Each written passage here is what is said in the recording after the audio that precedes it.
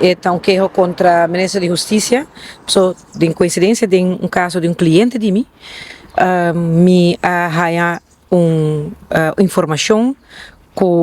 a sala uma petição for do Bureau de Ministro de Justiça, onde a pede para investigar romano de mim. Isso é algo estranho, nota uma procedura usual, que a chama for do Bureau de Ministro, então acusar uma pessoa diretamente e usando também ora o nome de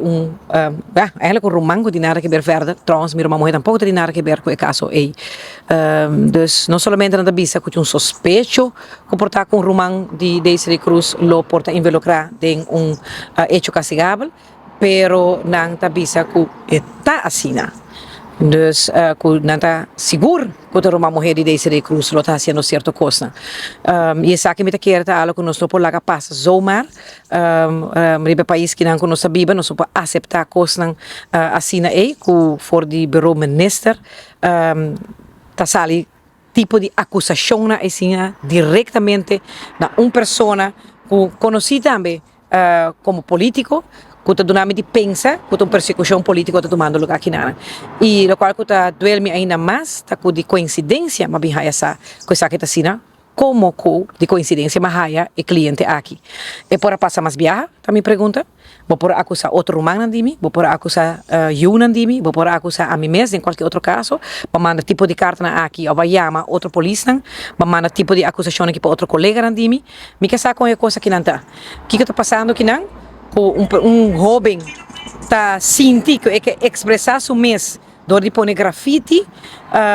então bota pedir para pôr prioridade na investigação aqui para sobre o aeroporto romano de Daisy Cruz, que é contrincante político de ministro. A mim,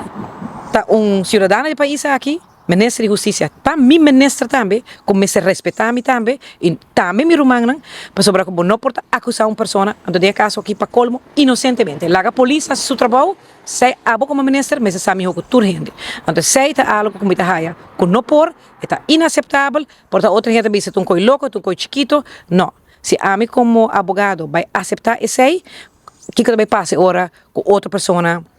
que nota den e função que facilmente pode trazer